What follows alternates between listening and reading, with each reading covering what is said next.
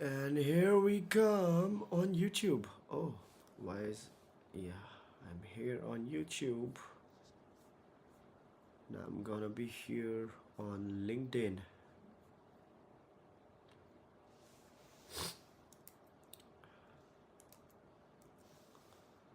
And then we will have the show.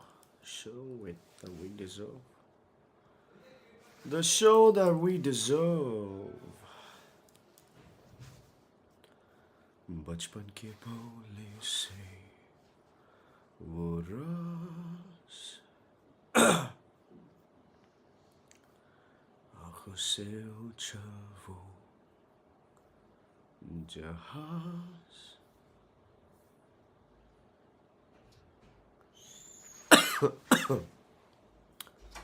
नए खिलौनों की ख्वाहिश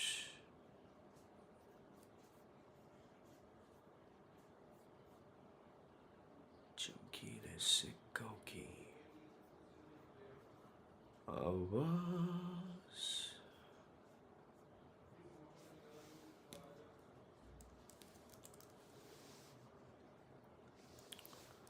186th episode of Thinker's Frequency.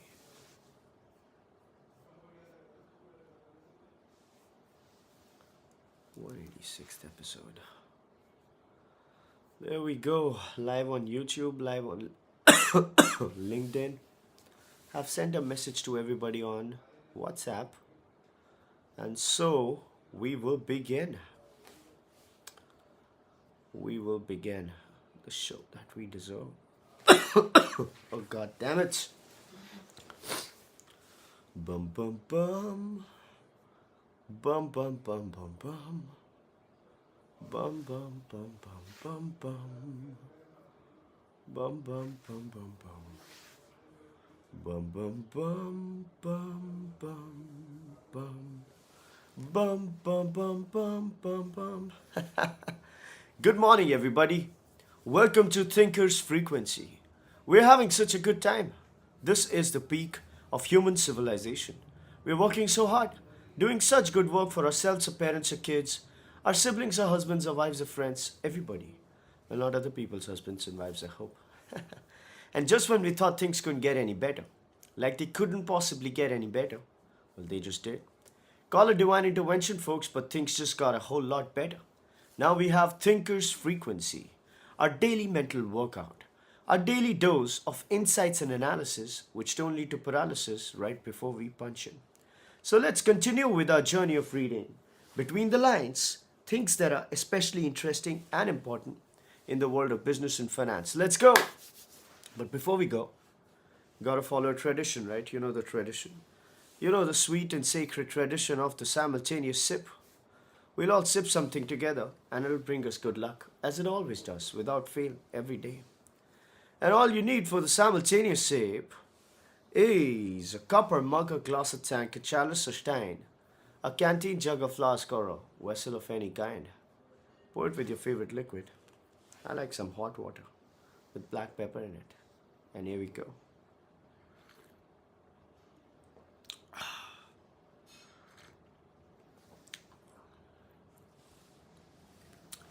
I added some clove today. Man, it feels wonderful. Sublime. You know what the simultaneous sip says, right? You know what it says? It says that you are not alone. It says that we are in this together. And that's such a beautiful thing to say. With that out of the way, let's begin. Mr. Putin's visit to India is on. It was on, and it caused a lot of, made a lot of news for the right reasons. Of course, India's trade relationship with Russia stands at about $59 billion of deficit. We export somewhere around $4.9 billion, import the rest of it, right? On a net level, we lose about $59 billion. That's what we lose. We want to raise this relationship up from $64, $65 billion to $100 billion by 2030. And for that, we need to export a lot of things, right? Mr. Piyush Goyal says we have a lot to export. We have a lot to take, a lot to give to Russia. And that is, of course, Madam Nirmala Sitharaman's agenda is as well.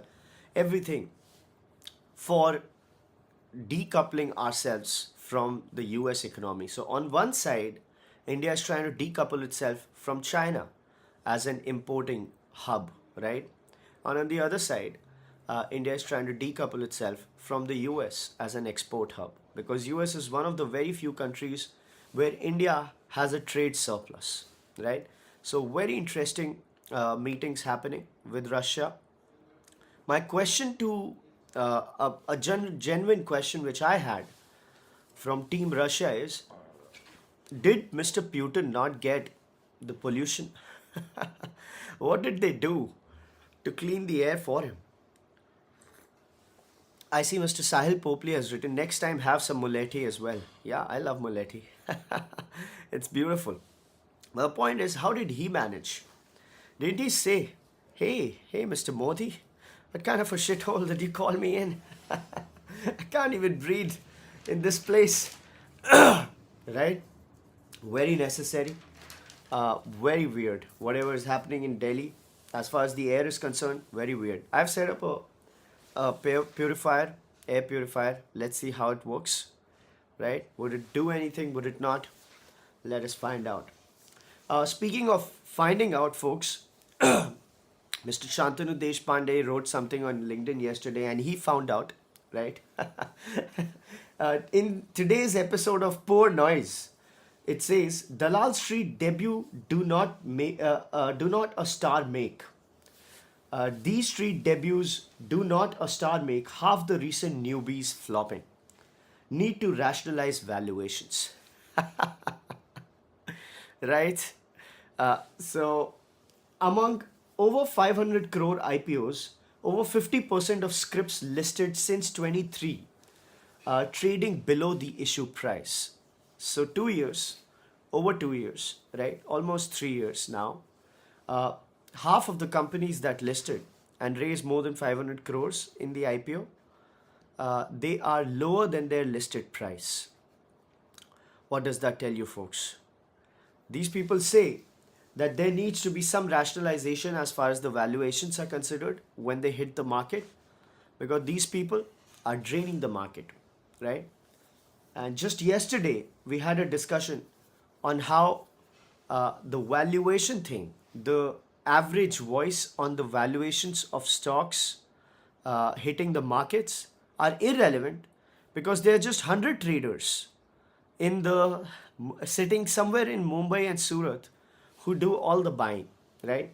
That was the dumb, extraordinarily, surprisingly dumb take, but it's aging like vinegar, and it's only gonna age. Of all the dumb things said on the internet, this one will age like wine, right? Or like milk, let's say. Not like wine. Wine, if you have a dark sense of humor, but definitely like milk. This one will age like milk. Let's see. We're not gonna let it go. You know, how you tackle bullies. This was classic bullying. Is to be very, very solid on your front. So, not gonna forget this. Moving on, folks. A lot of actions happening when it comes to the AI bubble and the bust of it. The language around AI is really, really changing, right? So the entity chief, CEO of Entity Data, Mr. Abhijit Dubey. Entity is, of course, the Japanese company, the IT services company, right? It has a $30 billion business line, which is into data centers and all.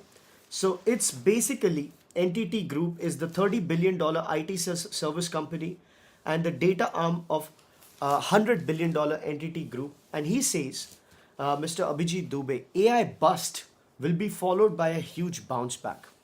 So people are already talking about AI bust, right? So they say whenever the bust happens, now that's how conversations are moving around AI, right? Because there was a recent news that came out that people, the companies, Microsoft and all, they have lowered the sales guidance, lowered the sales targets when it comes to AI agents, the business model, the product line. They are lowering their targets because there's lack of adoption in the industry of the whole AI agent play, right? How do you feel about that, folks? Uh, the news is obviously out to sustain. Mr. Arvind Krishna from IBM recently said it very nicely. He said a 1 gigawatt plant costs about 80 billion dollars. We are talking about 100 gigawatts of data center capacity. That means $8 trillion. $8 trillion will have about $800 billion of interest payments, right? If that is debt, just the interest on that debt will be $800 billion, and that will be the profit that will need to come out of the data center led operations, right? The AI play. That is just impossible, he said. That doesn't work. The math is not working out, right? Everybody is prepared for a debt crawl back. Oracle's debt is very badly trading. By the way, a news came out which said Nvidia and OpenAI, right? The $100 billion partnership that everybody boasted, it's not really real and it's not signed. So a lot of fugazi happening in the world of AI, right? Nvidia not sure if China is gonna buy his H200s, because even if they are allowed, because China says that they would be focusing on their own chips. They wouldn't want any backdoor and any troubles of that sort. So they would be working on their own chips. Amazon recently came out and it said that we have created a chip which is more efficient than Nvidia cost wise, right? So finally, Mr. Peter Thiel's wording on AI play, it's coming out to be true. He said that there's just one company which makes all the money when it comes to AI, right? 90% of all the money that is being made in AI is just made by one company, and that is Nvidia. And it's to be seen till when it can hold its monopoly in this market, because hardware sooner or later gets commoditized. That was his idea, to which critics and Mr. Jensen Huang himself said that it's not just hardware that we have, the CUDA architecture that is generations ahead of anything that anyone can do. But then, we are hearing things like GPUs, TPUs coming from Google and now Amazon, and then even China coming out with its own chips, which is leading to real questions on the whole play. Which also makes it very interesting to look at the short case developed by Dr. Burry, the short on Palantir and Nvidia. Let me look at Nvidia's stock right now. It's up today, 2.1, 5 days up, 2.4, a month down, 7.7%, total about 15% down from the peak. So his short's not doing so bad. Let us check Palantir as well. It's up today, up last week, 7% down month-wise. So about 12 to 15% down from the peak. So let's see what happens with the AI play. Whatever is happening with the AI play is causing a real ramification, real second order effects in the metals play. Silver is up. Silver really went up, right? It is doubled since a year. Gold in the same period has reached over 60%, right? This is extraordinary. This is huge. Metals going up, especially gold going up, is a very easy proxy, is a very good leading indicator for some trouble in the fiat financial system, the normal ecosystem. So it's to be seen how this plays out. A good strategy is to keep yourself hedged from any outcomes, so that tomorrow if something wrong happens, you're still in the green. We've been talking about this for 185 episodes now, right? When we said gold, it's been 6 months, over 6 months, just those 6 months, about 35 to 40% rise has happened in gold, right? How do you like that, folks? How do you like that? Just in the last 6 months, our calls have literally returned about 50%, right? Just one single thing. That's obviously very, very nice. Very nice. Speaking of what's very nice, InMobi is going public. We've talked about this. InMobi is a very robust, very strong company founded by Mr. Naveen Tiwari. It runs an ad network, a digital ad network, right? It's basically competing with Google AdWords, you can say. One of its products are Glance, which is a B2B2C kind of a play, the lock screen ad play. People don't like it, but it doesn't matter because it's tied up with the manufacturers and so on and so forth. It yields predictable revenues. InMobi founders have bought back the SoftBank stake. This signals a lot of strength in the company. Mobile advertising firms InMobi founders have bought back around 25 to 30% stake from Japanese SoftBank, an early backer of the startup in 2011. SoftBank is expected to have earned $250 million. So they're essentially must have been a debt-laden operation. They must be raising debt to buy their own stock and so on and so forth. I hope it has nothing to do with what happened with Oyo, right? Just a valuation bump, because in Oyo, what it did in 2019 was that Ritesh Agrawal bought back the investors' stake, in the company. And how he did that was he took a loan which was guaranteed by SoftBank, right? And he bumped up the valuation. So from 6 billion, he bumped it up to $10 billion. So what he did was he took a loan guaranteed by an investor in the company, the largest stakeholder, bought back the other investors, right? At a valuation which was like at least 30-40% up, right? So, and then he wanted to dump it to the public at a $12 billion valuation. And then he took a personal loan as well, right? Which was again pledging his own stake to buy more stake. So that kind of rigmarole. I hope this has nothing to do with that, right? But InMobi, a strong company in my eyes. Let's move on, folks. There is a report, very interesting report on Africa's Croesus, inspired by RIL to beat Jamnagar unit. Mr. Aliko Dangote, he is a Nigerian entrepreneur. He's doing a lot, right? He is seeking India Incorporate's help to essentially make something like a Jamnagar plant in Nigeria. Nigeria, for your information, is a very troubled country. It's not a safe place. A lot of problems exist with the country geopolitically, socially, right? Because of the whole, there are concerns, safety concerns. Economically, Nigerian currency is highly volatile. It went down by 200%. So there was a lot of case of hyperinflation and currency devaluation and so on and so forth.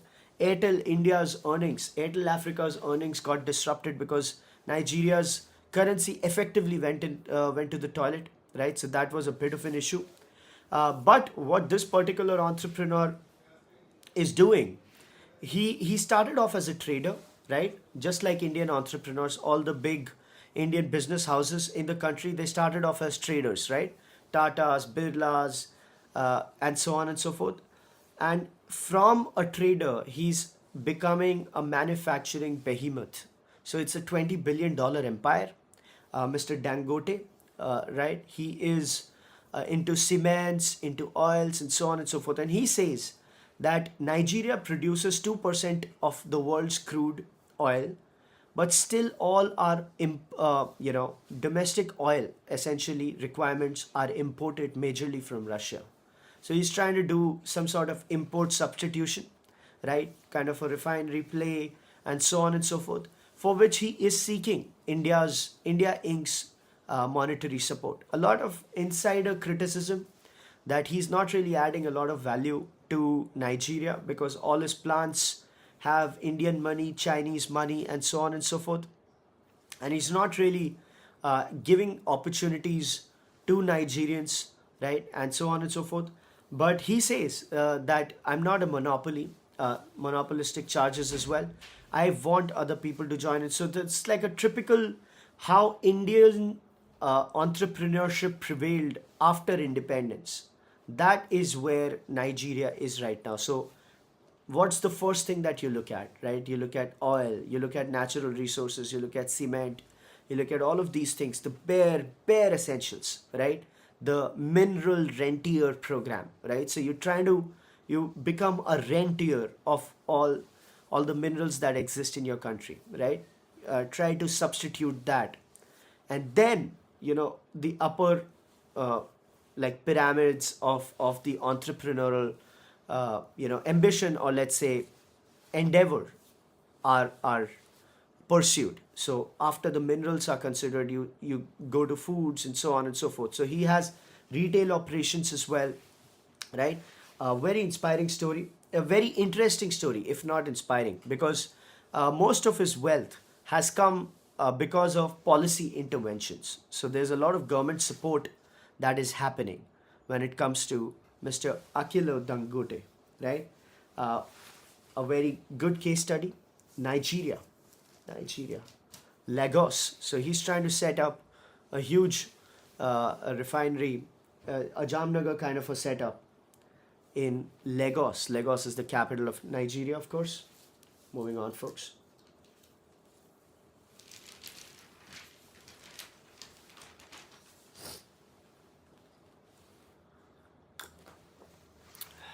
Very few comments today, right?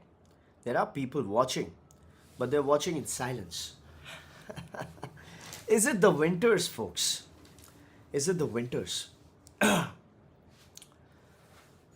PM Modi, there was a lot of talk about India not doing enough to support and sustain tourism, international tourism, and so on, right? Mr. PM has come out saying that visit India to see cheetah in all its splendor.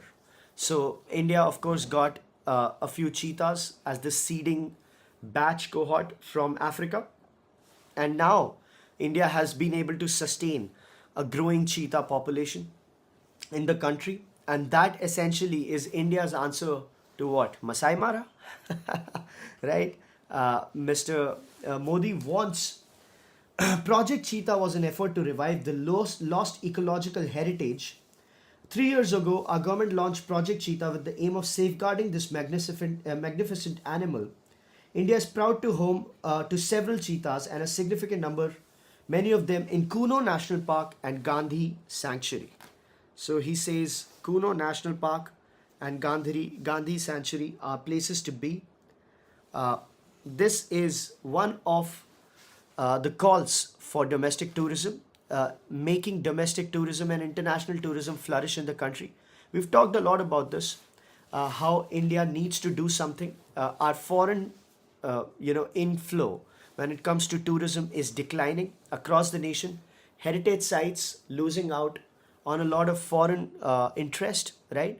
Something will have to be done in order to revive that interest, and this whole wildlife play is a step in that direction, right?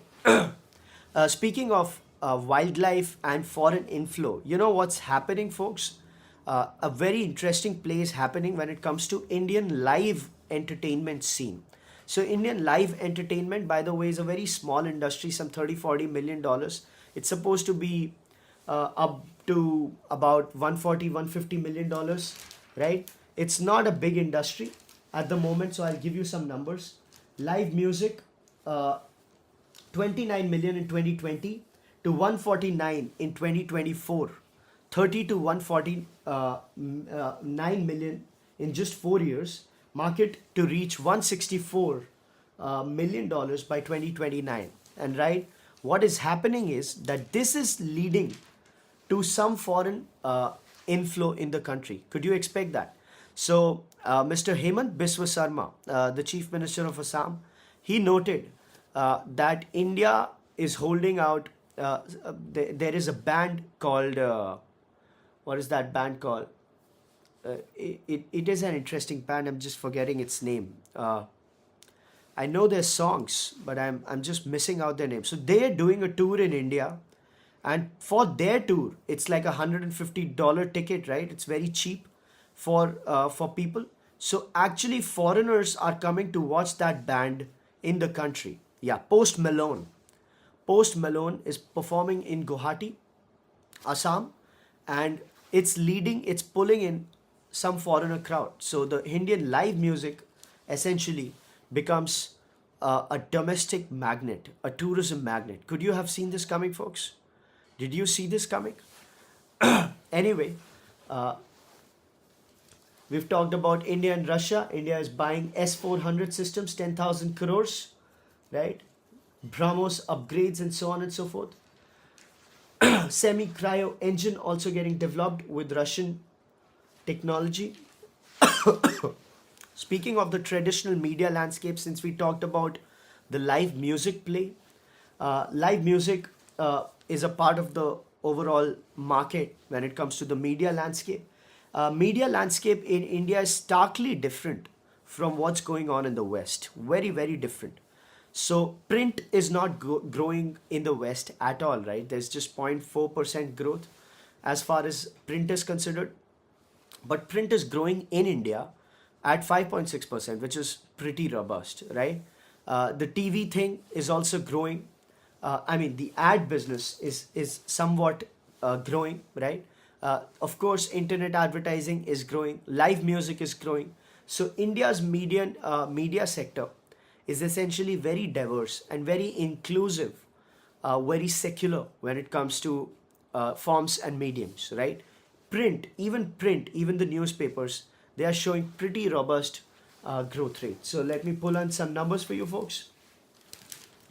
The numbers are media and entertainment segment, PwC report. Perspective, the sector grew 11.75% to $32 billion, projected to reach $47 billion by 2029 at a CAGR of 7.8%. 7.8%. Digital media has grown from 10 billion in 24 to 19 billion, 19.8 billion in 2029. That's what digital media wants to look at. Internet advertising from 6 billion in 24 to 13 billion in 29. In 5 years, it's effectively gonna double, right? OTT experience from 2.28 billion to 3.48 billion, and so on, right? The television industry, 17.5 billion in 2024 to 22.9 billion in 2029, and so project the PwC reports. Nobody knows how these projections are gonna pan out, but overall, it would be fair to say that Indian media landscape is much better than what's going on in the West. In the West, traditional media is just getting demolished, like unceremoniously demolished, right? It's just absolutely nose diving, right? Not so much in India. That's very, very good. Moving on, folks. Indigo, what's happened with Indigo, right? We've talked a lot about this. A lot of social media chatter about what's happening with Indigo. Really difficult times for the company, right? November 1, pilot rest norms hit, and the company couldn't really plan itself adequately, which led to 1,000 flights cancelled, more than 1,000 flights cancelled, thousands of people left stranded, social media turning into a meme sphere around Indigo. There was a meme which had Jon Snow, like Indigo executives dealing with passengers, and there was Jon Snow pulling out his sword, right? It's a Game of Thrones reference, but it was hilarious. So a lot of things happening in that way. The stock is down 7%, over 7%. It could go down more than that, about 16%, right? A lot of it has to do with the leadership, right? Indigo is undergoing the exit. It has basically the founders are exiting. One of the founders, Gangwal family, has exited, of course, right? That also affects the airline. Let's see how the management essentially takes it up, right? DGCA may offer relief on pilot rest rules as this havoc has been created. We discussed about this yesterday, but it has become a full-blown crisis in the public eye. Moving on, folks. GSK India plots big reinvention, right? Aims to double revenues in 5 years on the back of specialty drugs. GSK GlaxoSmithKline makes Calpol. It's, I guess, a sort of paracetamol, right? Then it also makes, what does it make? What are the, yeah, Augmentin, which is essentially the clavinate salt, clavum, right? So a lot of specialty drugs, that's what it's looking at. Some investments to happen in the country as well. I really hope there is no respite offered on the regulations. Let them figure it out, says Mr. Shubham. So do I. So do I. Why would you offer relief, right? This could be a tactic because Indigo essentially has the entire market cornered, and everybody knows Indigo cannot, there is no airline as good as Indigo. They have literally 70% of market share in the country, 70% market share, reliability as a service, right? Nobody comes close. Not Air India, not SpiceJet is basically dying, right? Akasa, not so much. Indigo is the play. It could be a negotiation tactic as well, that if you enforce these kinds of norms which hurt the business, this is what happens, right? So let's see how, if it is an arm twist, how the government responds to it, how the regulators respond to it. If it is not, let's see how the management responds to it. Because if the stock just keeps nosediving, it can obviously not be a continuous affair, right? They'll have to do something. Let's see what happens, right? The government or the regulators might not blink as much as Indigo likes. Moving on, folks. Farm Excel, formulations driving drug export growth. A 6.4% year-on-year expansion in the first half of fiscal year 26 reflects a market that is demonstrating remarkable resilience despite a volatile global backdrop, says the chairman, Mr. Namit Joshi of Farm Excel. The beauty is that there is no hassle for pharma. There is global backdrop, yes. There is volatility, yes. But pharma as a segment has been shielded from that volatility. And in the face of that reality, the 6.4% doesn't really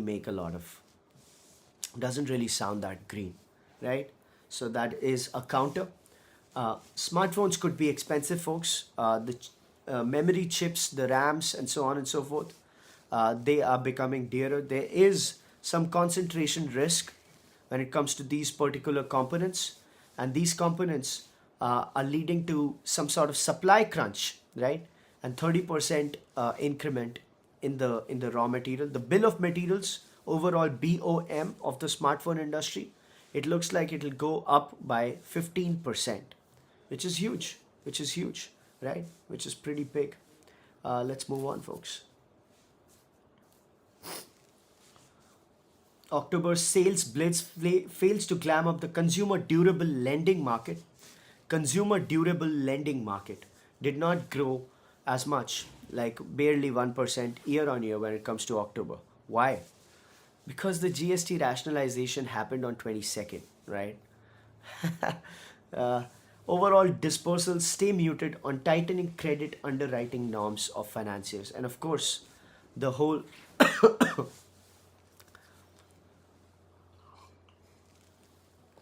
that finance play is also not that clean. But things are going to change. Things are changing. Moving on.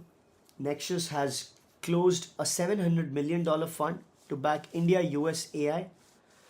Fund will buy US only AI enterprise companies, 4 or 5 IPOs.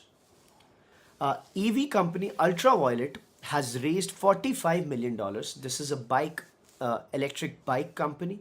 They've raised $45 million, and one of the investors is Zoho Corporation. That is Mr. Sridhar Vembu, sir. He had actually posted a picture with an ultraviolet bike some time ago. So it is not surprising that he backed it. But I didn't know that Mr. Sridhar Vembu actually makes investments and big ones, right? So this is very, very good news. Let's move forward, folks.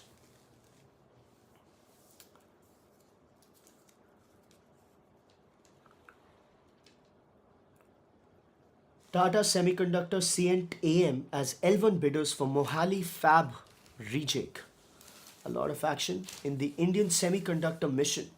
ISM 1.0 mobilized $18 billion. ISM 2.0 is looking at $40 billion.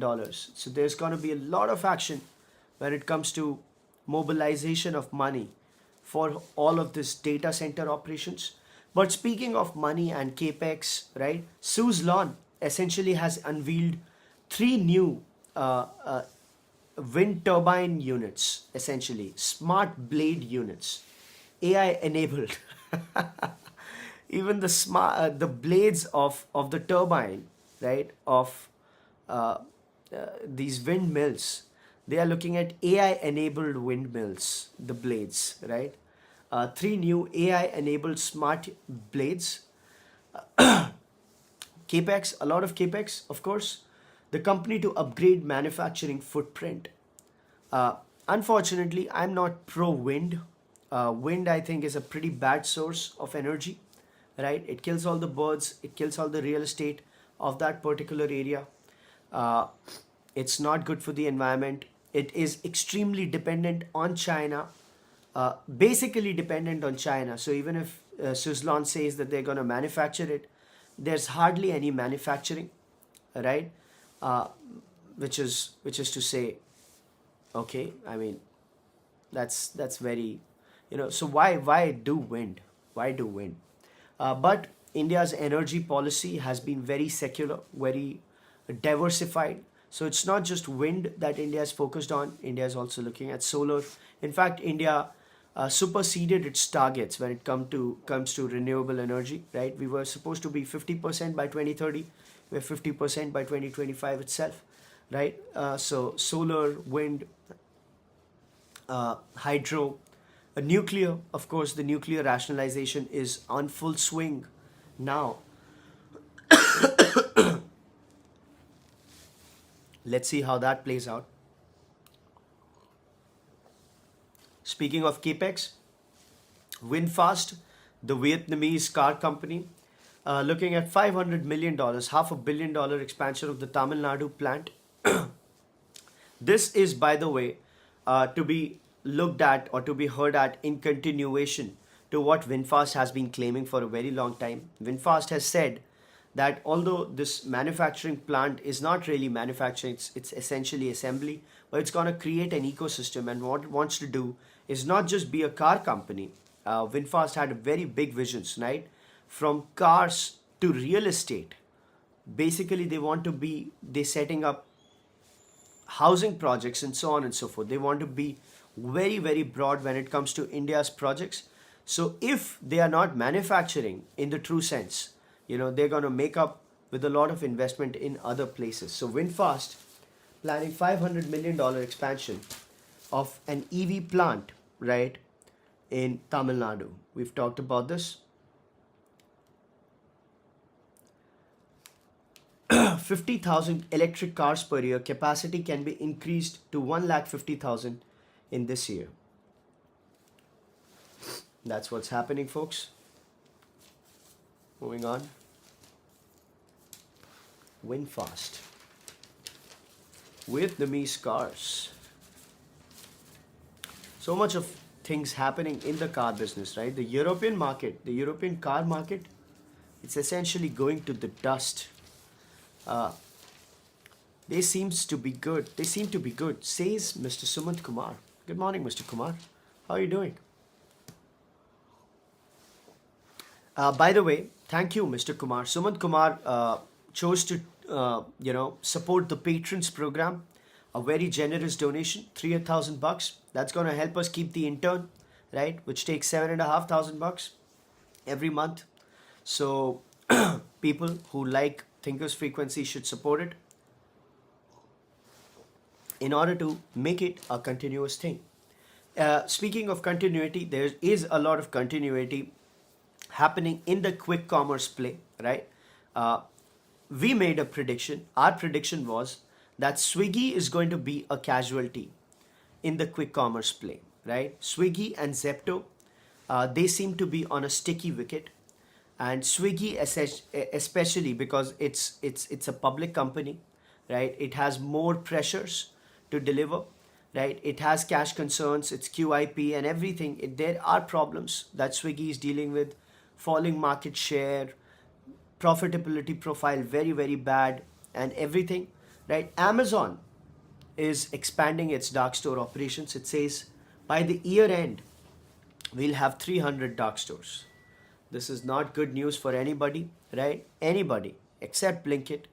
Blinkit can stand, but anybody else, right? Zepto, Swiggy, all of these people, big basket, right? There's gonna be a huge onslaught when it comes to the whole quick commerce play. Not just Amazon, Flipkart is also warming up in very very big way, right? So Flipkart and Amazon are eventually, in my opinion, going to acquire either Swiggy or Zepto or Big Basket, and when that happens, there's gonna be some consolidation, but that's not gonna be the end of the road for all the heat that exists in the quick commerce play.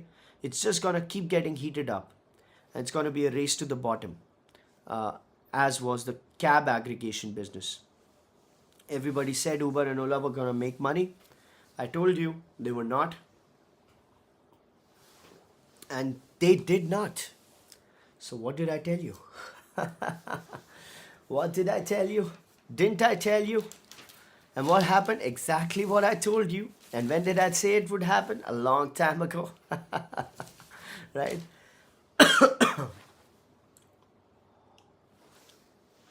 Moving on, folks. Fitch has raised the FY26 growth forecast from 6.9 to 7.4%. Fitch is not alone. S&P, Moody's, everybody, IMF, all of those people are upgrading India's FY26 growth prospects, especially after the 8.2% quarterly growth that is happening.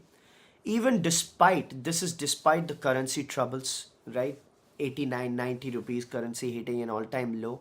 This is despite the US trade deal, which has obviously hurt the maritime projects, the marine projects, the automotive components, so on and so forth, right?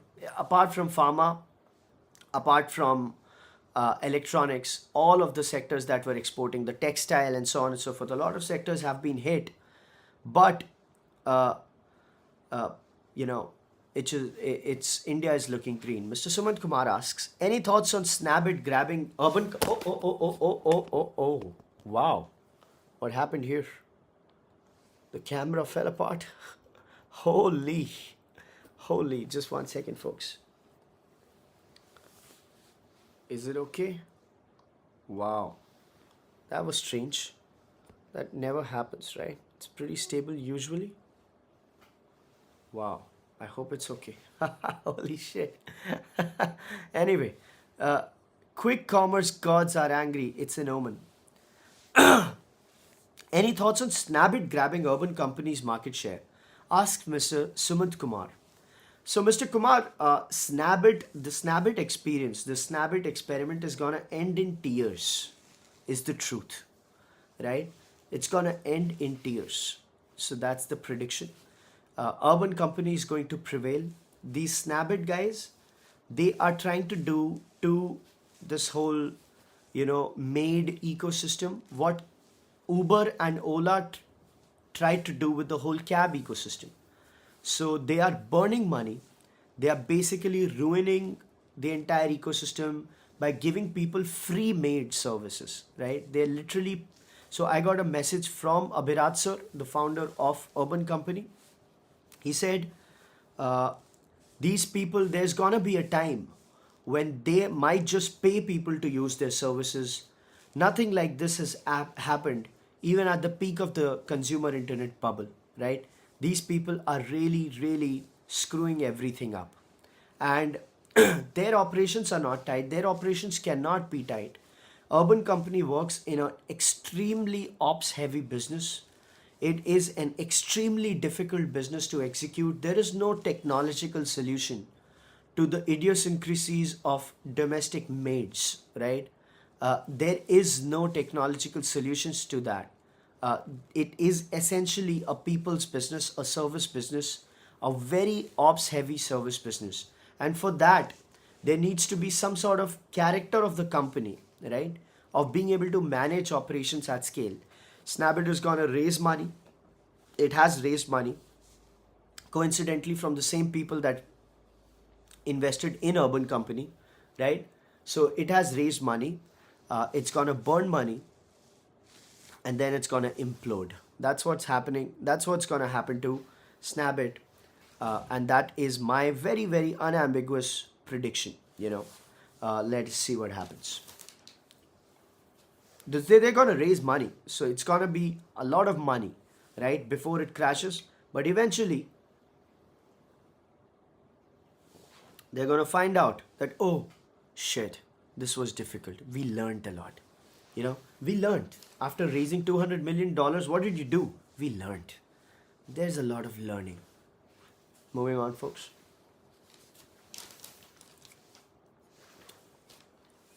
Road Ministry has tabbed IIT Kanpur to fix black spots. Analyze AI to analyze high risk locations when it comes to roads. And why do accidents recur at particular high density spots? So they are doing an analysis which has been done hundreds of times around the world. I don't know why.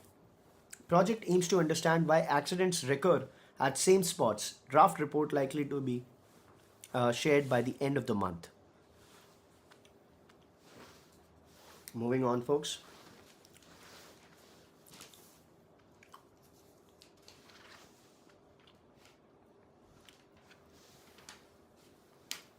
Keynes falls down.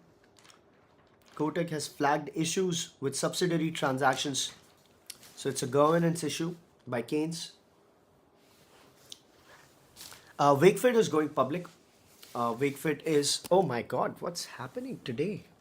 Sorry, folks.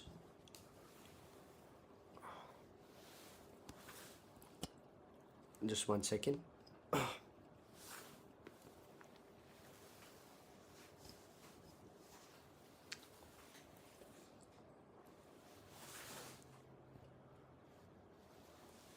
God damn it.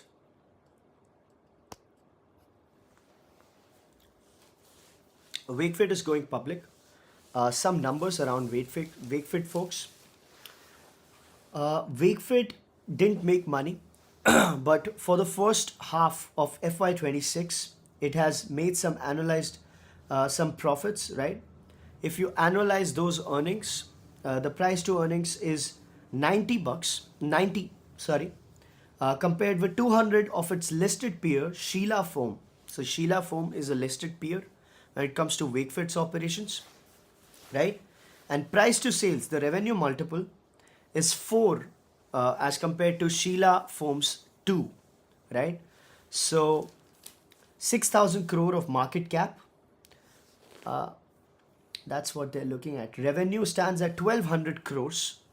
1,200 crores. Net loss at 35 crores in FY25 from 145 crores in FY24. Making losses in a bed kind of a category. Very weird, right? But maybe it's the formative stage. Who knows? For now, that's what it is. High raw material exposure and no long-term contracts mean investor must factor in price volatility, supply disruption, and so on and so forth. So not enough comfort when it comes to Wakefit's prospects on the street. Moving on, folks.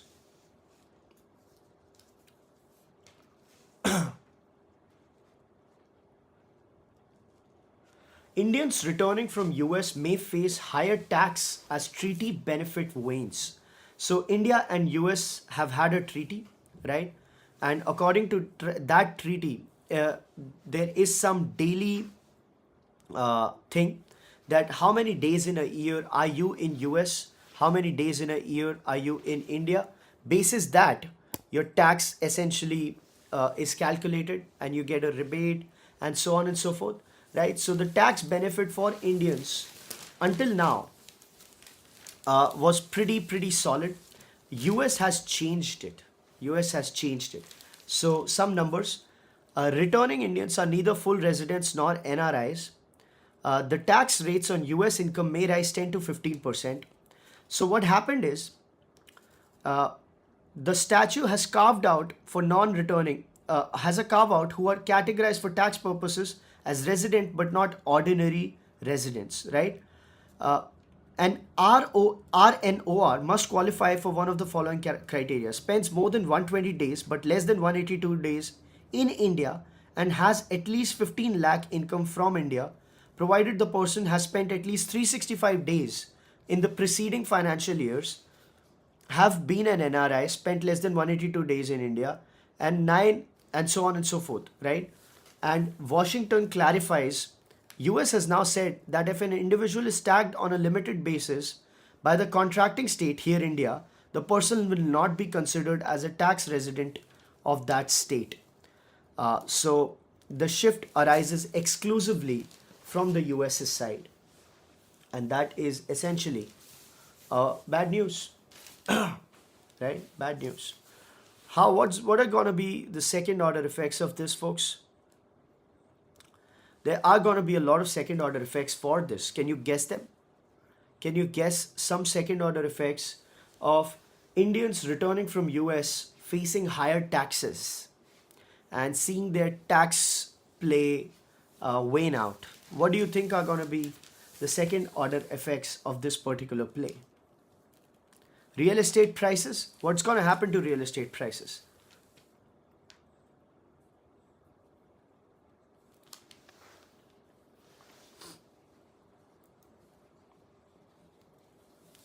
Go up?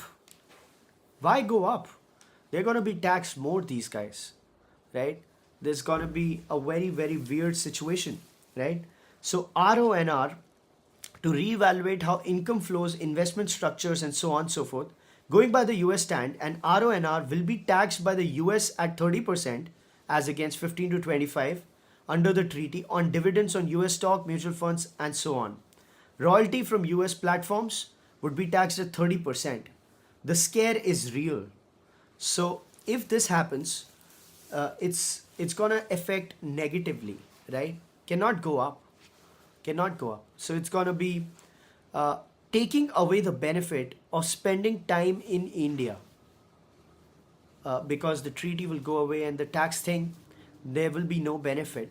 So a lot of negative effect on the hospitality play, because these people come to India and stay in India for a very long time, enjoy tax benefits, and end up spending in India, and they won't be able to do that anymore, right? If this pans out, if they won't be able to do that, it's going to hurt the Indian exchequer. The tourism revenues, they're going to be further dented. The hospitality, I guess it also impacts Indian equity markets. Definitely.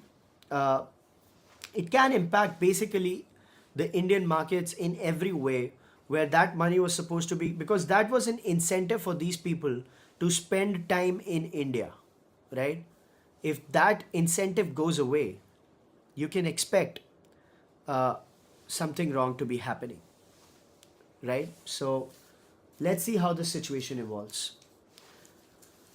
Another tinnitus comment.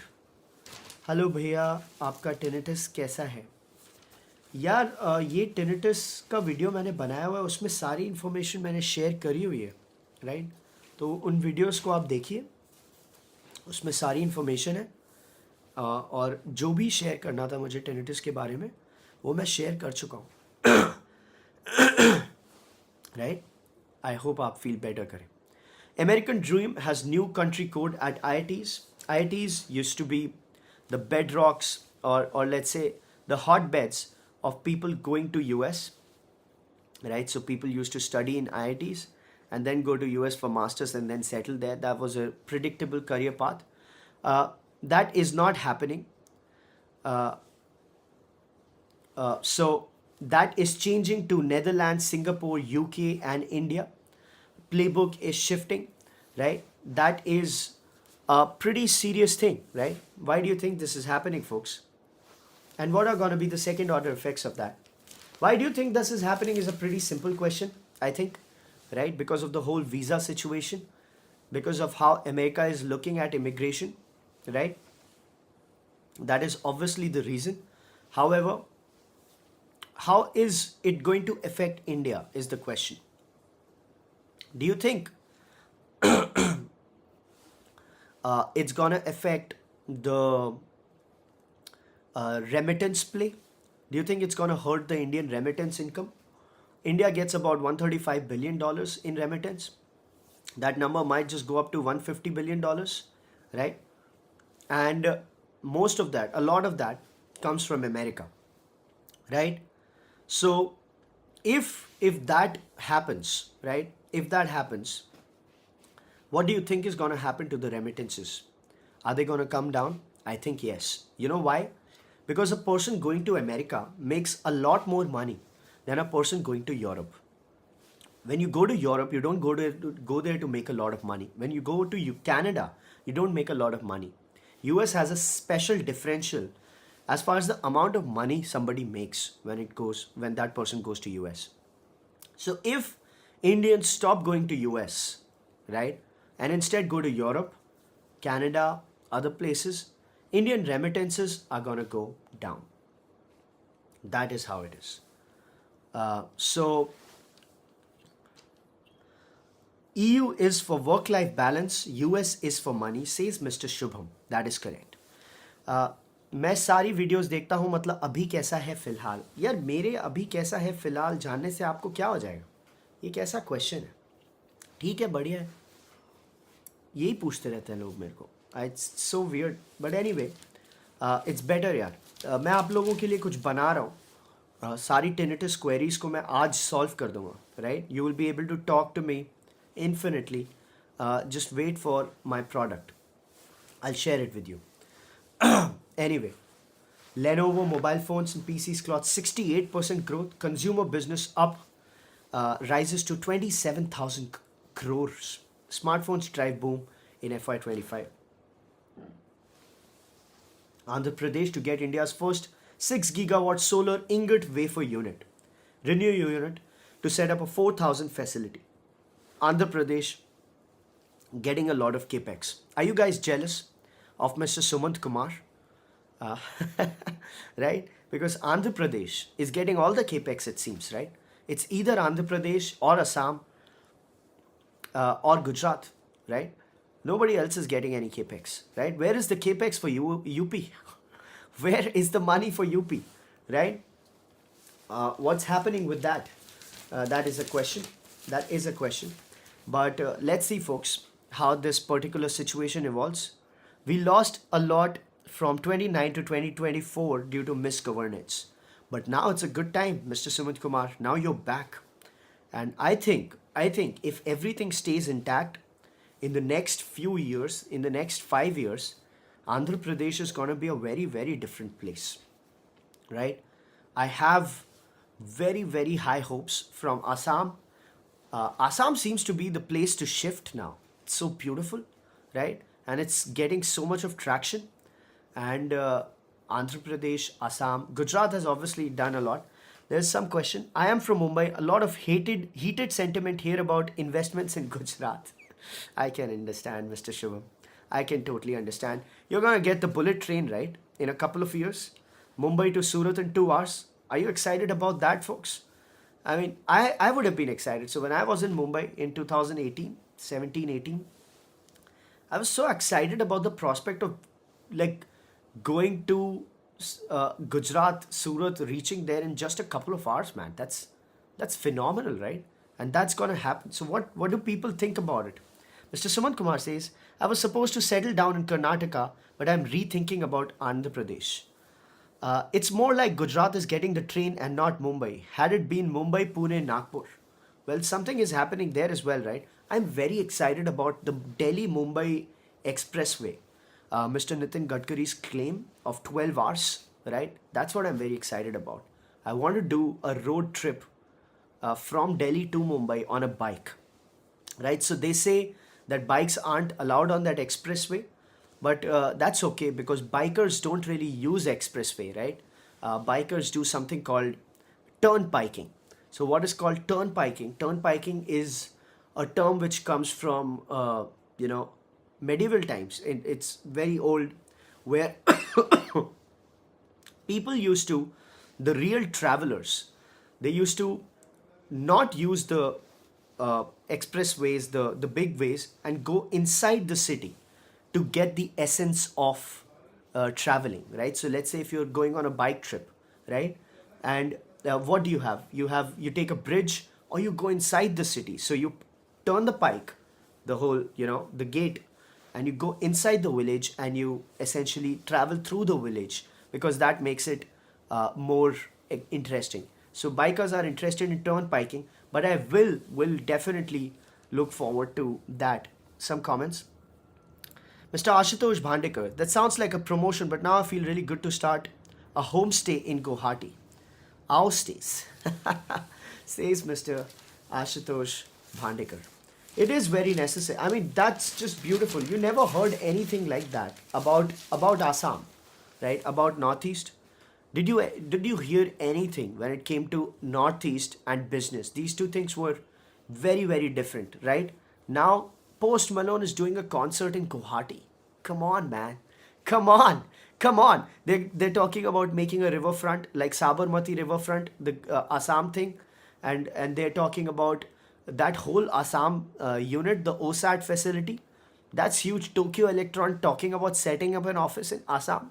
Tech in Northeast. It's crazy. Investments moving out is good rather. Maharashtrians keep bickering about how migrants are coming to Maharashtra, but hate it when investments go out. You cannot have one way or the other. Hornbill Festival in Nagaland is receiving insane traction. A lot of virality across social media platforms. So Hornbill, by the way, as a property, is very old, right? It's been running for over 10 years now. In fact, over 15 to 20 years. Hornbill Festival is just amazing, right? Hornbill, it's the bedrock of rock music when it comes to the whole festival. So I was supposed to perform at Hornbill Festival years ago, right? Couldn't do that. Something happened, work related. But Hornbill is huge. Now Arunachal has come up with their own festival. It's called the Zero Festival. That is again a music festival. Now they have some real work going on. It's just extraordinary, right? And Assam, Northeast, Meghalaya, all of these things, they are like cultural hotbeds when it comes to India, right? Otherwise, if you go to the regular play, we are very lackadaisical culturally. But Meghalaya, all of these places, they're just extraordinary. And if business starts moving there, they'll be very, very good places to live, right? Clean air, you know, it's just beautiful.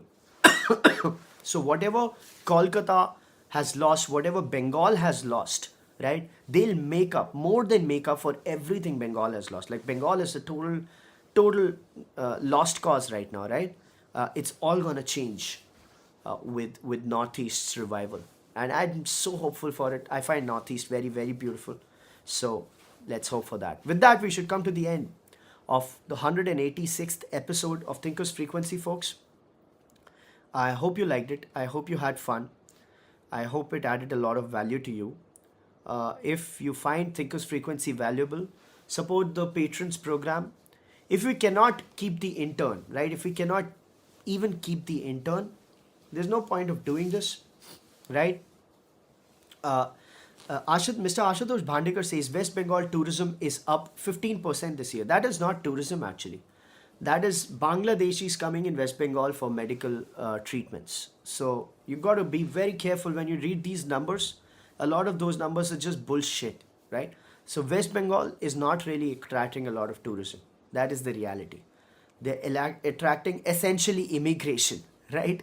Problematic immigration, and posturing it as tourism. So that is a problem with West Bengal. West Bengal is a total lost cause right now, and there's nothing that can be done about it. I think it's just point of no return for West Bengal. Unfortunately, I hope the state revives though. It's so beautiful. Everything is so great, but let's hope.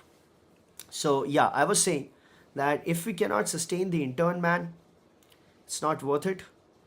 Uh, it's not worth it. So just try and contribute to the patron program of Thinkers Frequency, and we'll keep running this for as long as we can. Mr. Ashutosh Bandekar says it is up because of Durga Puja added to UNESCO World Heritage Site.